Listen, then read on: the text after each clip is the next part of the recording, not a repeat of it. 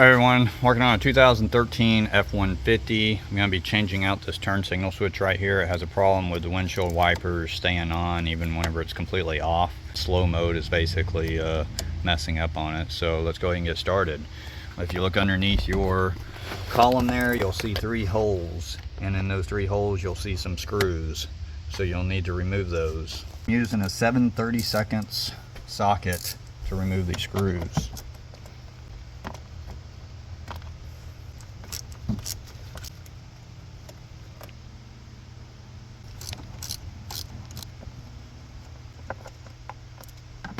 Alright, so I got the 3 screws out.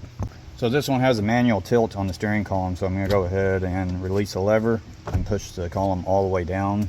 Then you'll need to come over here to the gear selector lever and pull the boot off and out and away just like that. Okay, now that the boot is off right there, go ahead and just tug up on the front portion. You want to rotate your cover forward, and whenever you rotate it forward, you'll see these little hooks on the front. Let's see if I can get you a good picture of it. See how the hook is right there? We'll have those on the front side. They should hook right in here, but you just got to pull your cover up. You don't want to jerk on it too hard because you can break it, but right here is your turn signal switch. Okay, so now turn the steering wheel to the left to give you access to the wiper switch. Right here, you'll need to take out these 2 bolts. They're T10s, so there's one right here and then one right down here. Pull the cover down. You have to pop it off from the right side a little bit. Pull it down just so you have a little bit of access there. Alright, so undo this top one. Little bitty tiny screws. Alright, so once you get that one out, go down and get the lower one out.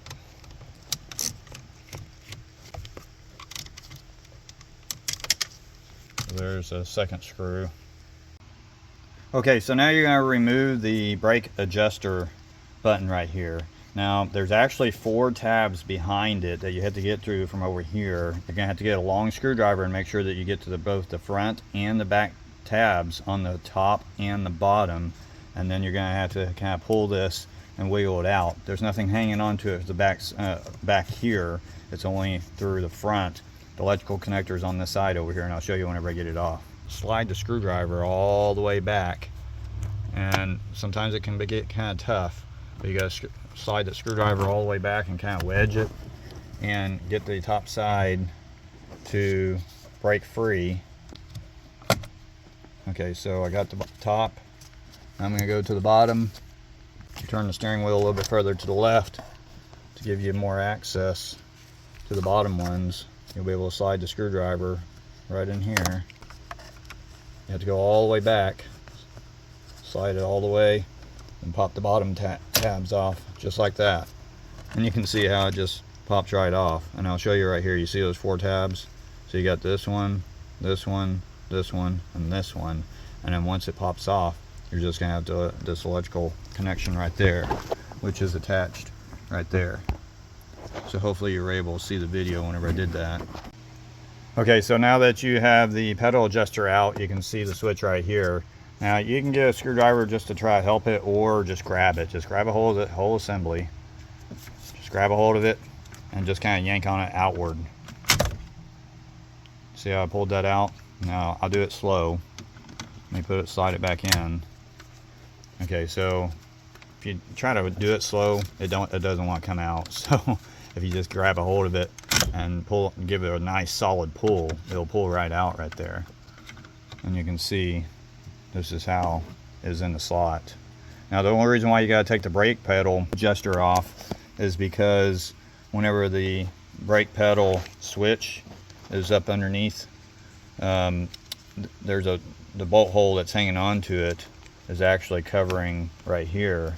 So you got to remove the brake pedal adjuster out of the way, because if you don't, it pulls against that. So you got to get this out of the way because it hooks around that right there. I don't know if you can see that or not, but once Goes just like that. So once this is out of the way, then this will pop right out. And then it's just got electrical connectors back here. So then you just take your new one, compare it with the old one. I don't know if you can see the slot right here, and the same right above it right here. So there'll be the slot on the new switch.